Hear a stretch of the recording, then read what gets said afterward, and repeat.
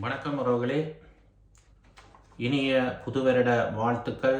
உலகளாவிய ரீதியாக வாழ்ந்து கொண்டிருக்கும், உலகமெங்கும் பரந்து வாழ்ந்து கொண்டிருக்கும் எம் இனிய தமிழ் உறவுகளுக்கு 2025 ஆண்டுக்கான புதிய வருட வாழ்த்துக்கள் கூறி, இந்த புதிய ஆண்டிலே எல்லோரும் ஒரு புதிய திட்டங்களை, புதிய நல்ல விடயங்களை நல்ல மனதோடு நல்ல சிந்தனையோடு ஒருதர் பழிவாங்கும் எண்ணம், லஞ்சம், ஊழல் இல்லாத இலங்கை அரசாங்கம், இலங்கை ஜனாதிபதி அவர்கள் எடுத்திருக்கின்ற கிளீன் ஸ்ரீலங்கா, தூய்மையான இலங்கை என்ற அந்த திட்டத்திலே இலங்கையினுடைய மக்கள், உலகமெங்கும் வாழுகின்ற மக்களும் அந்த அடிப்படையிலே இந்த புதிய ஆண்டுக்குள்ளே நாங்கள் ஒவ்வொருத்தரும் ஒரு புதிய எண்ணத்தோடு, புதிய சிந்தனைகளோடு, நல்ல எண்ணங்களோடு, நல்ல நோக்கங்களோடு நாங்கள் பயணிப்போம். யாவருக்கும் புதிய வாழ்த்துக்களை தெரிவித்துக் கொண்டு, புது வருட வாழ்த்துக்களோடு நாங்கள் இன்றைய காணொலியிலே சில விடயங்களை குறித்து நாங்கள் பார்க்க இருக்கின்றோம். அதாவது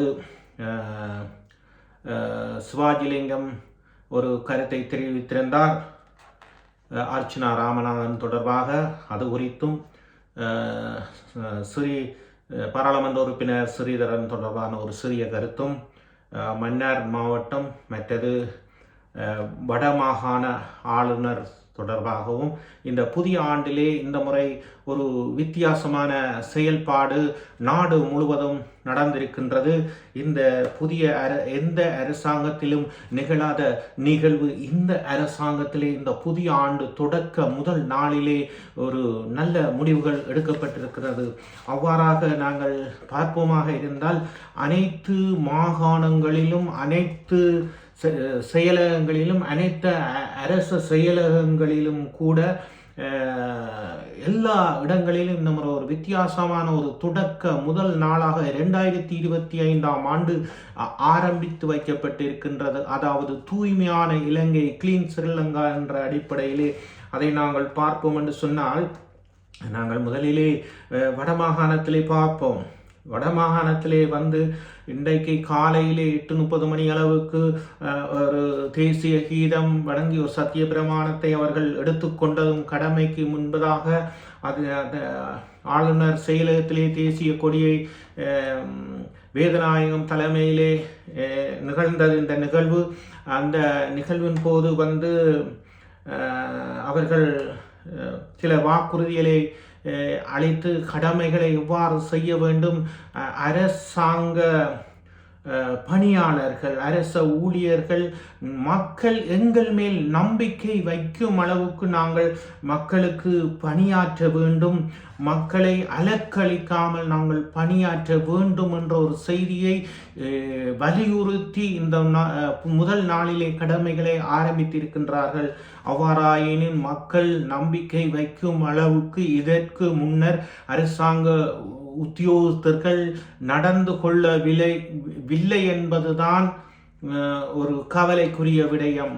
அவர் பல இடங்களிலே அடிக்கடி வலியுறுத்தி சொல்லி வருவது, அரசாங்க உத்தியோகத்தர்கள் மக்கள் நம்பிக்கை வைக்கும் அளவுக்கு செயல்பட வேண்டும், அரசாங்க உத்தியோகத்தர்கள் வினைத்திறனாக செயல்பட வேண்டும், அரசு மாறி இருக்கின்றது, ஆட்சி மாறி இருக்கின்றது, அரச அதிகாரிகள், அரச உத்தியோகத்தர்கள் மாறவில்லை என்பது அடிக்கடி அவர் சொல்லி வருகின்ற விடயம் வடமாகாண ஆளுநர். இதே போன்று இது கிழக்கு மாகாணத்திலே இருக்கின்றது.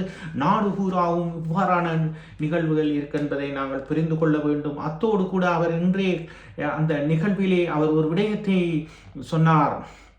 அதாவது, கடந்த காலங்களிலே நீங்கள் பணியாற்றுவதற்கு அரசியல் தலையீடுகள், அரசியல் நெருக்கடிகள் இருந்திருக்கும்.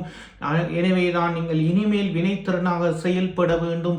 இந்த அரசாங்கத்தில் அவ்வாறான நெருக்கடிகளும் அழுத்தங்களும் உங்களுக்கு இராது. எனவே நீங்கள் சுயாதீனமாக, சுதந்திரமாக நீங்கள் மக்களுக்கு பணி செய்ய வேண்டும். மக்களை அலக்களிக்காமல், மக்கள் ஒரு தேவைக்கு வந்தால் நாளைக்கு வாருங்கள் அப்படி என்று சொல்லாமல், மக்களிலேயே தேவைகளிலே கரிசனையோடும் அக்கறையோடும் செயல்படுமாறு அவர் பணிப்புரை கொடுத்திருக்கிறார். மக்களை உற்சாகப்படுத்தியிருக்கிறார். மக்களை அல்ல, அரச உத்தியோகத்தர்களை உற்சாகப்படுத்தியிருக்கிறார்.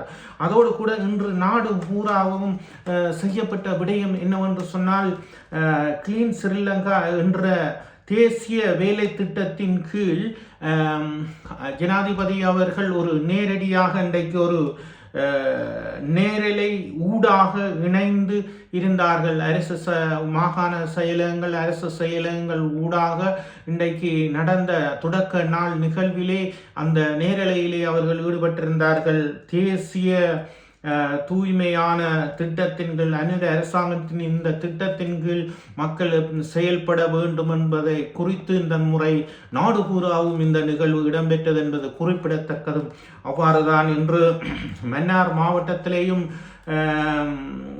கணேஸ்வரன் அவர்கள் தலைமையிலே அரசாங்க அதிபர் செயலகத்திலே இன்று அரச ஊழியர்களை அழைத்து முதல் முறையாக அங்கேயும் இதே போன்ற நடைமுறைகளின் கீழ் அரசாங்க உத்தியோகத்தர்கள் இன்றைக்கு காலையிலே எல்லாம் பணிக்கு சென்றிருந்து ஒரு நிகழ்வை இன்றையும் இதே போன்ற வடமாகாண ஆளுநரை போன்று அங்கேயும் இவ்வாறான நிகழ்வுகள் மன்னார் மாவட்ட அரசாங்க செயலகத்திலேயும் மாவட்ட அரசாங்க அதிபர் தலைமையிலே இந்த நிகழ்வு இன்று இடம்பெற்றது என்பதும் குறிப்பிடத்தக்கது. நாடு பூராவும் இது நிகழ்ந்திருக்கும் என்பது நம்பகத்தன்மையான செய்தியாக இருக்கின்றது.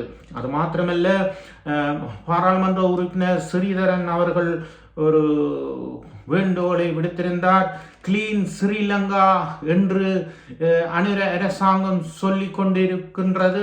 ஆனால் அதே போன்றுதான் தமிழ் மக்களுடைய தேசிய நலன் இன பிரச்சினை விடயத்திலும் கிளீன் ஸ்ரீலங்கா அந்த விடயத்தை கவனத்தில் எடுக்க வேண்டும், அவ்வாறான விடயத்தில் அக்கறை கொள்ள வேண்டும் என்ற மாதிரி ஸ்ரீதரன் அவர்கள் சொல்லியிருந்தார். நாங்கள் ஸ்ரீதரன் கௌரவ பாராளுமன்ற உறுப்பினர் அவர்களுக்கு அன்பான ஒரு வேண்டுகோளை இந்த புதிய ஆண்டிலே நாங்கள் விடுகின்றோம்.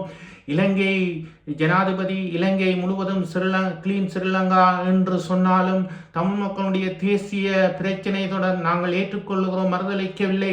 ஆனால் நீங்கள் இருக்கின்ற கட்சியை முதல் தூய்மையான கட்சியாக ஆக்கும்படி முதலிலே உங்களுக்கு அன்பான ஒரு வேண்டுகோளை விடுகின்றோம். நீங்கள் போய் கனடாவில் பேசுவதை விடுத்து நீங்கள் சார்ந்திருக்கின்ற கட்சியையும், உங்களுடைய கட்சியிலே உங்களுக்கு எதிராக வழக்கு தொடரப்பட்டிருக்கின்றது, உங்களுடைய கட்சிக்குள்ளேயே 2-3 அணிகள் இருக்கின்றது, 2-3 தலைவர்கள் இருக்கின்றார்கள், 2-3 செயலாளர்கள் இருக்கின்றார்கள், பல்வேறுபட்ட அணி உங்களுடைய கட்சிக்குள்ளே இருக்கின்றது.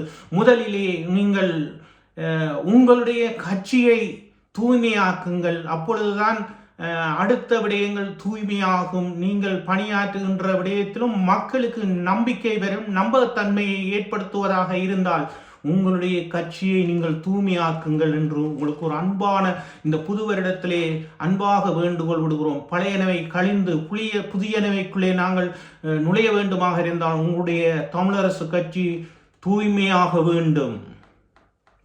அடுத்த விடயமாக நாங்கள் பார்ப்போம் என்று சொல்லி சொன்னால், எங்களுடைய பாராளுமன்ற உறுப்பினர் அர்ச்சனா ராமநாதன் அவர்கள் யூடியூப்பில் தான் ஹீரோ, அவர் அரசியலில் ஹீரோ இல்லை, செய்கைகள் ஹீரோ இல்லை என்ற ஒரு செய்தியை விடுத்திருந்தார்.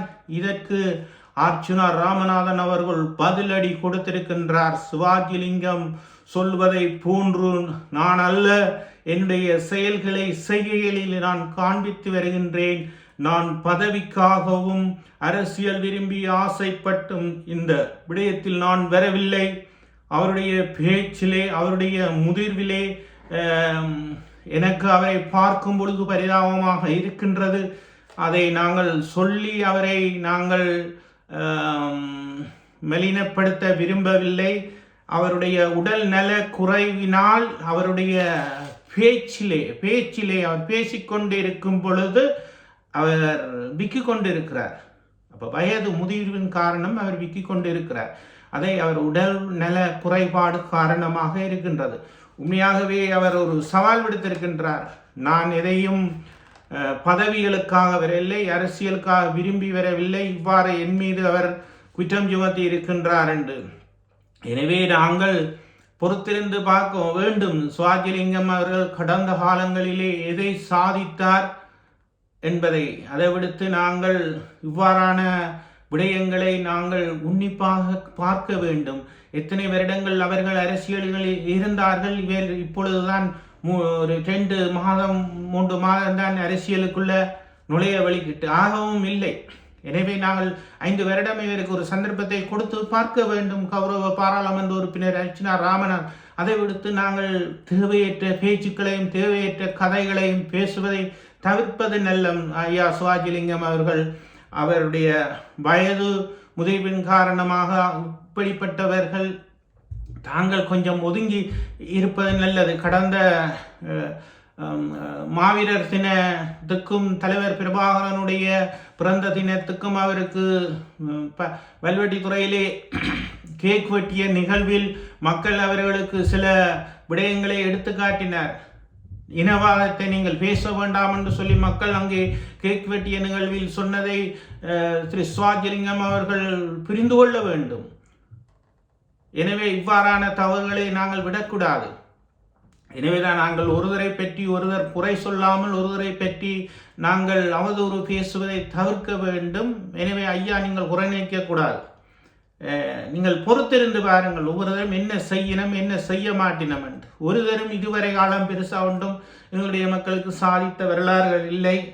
எனவே நாங்கள் தொடர்ந்து இந்த புதிய ஆண்டிலே நல்ல எண்ணங்களோடு நல்ல சிந்தனைகளோடு நாங்கள் பயணிப்போம் என்று கூறி இந்த காணொளியை நிறைவு செய்கின்றேன். மீண்டும் ஒரு காணொளியில் சந்திப்போம். நன்றி, வணக்கம்.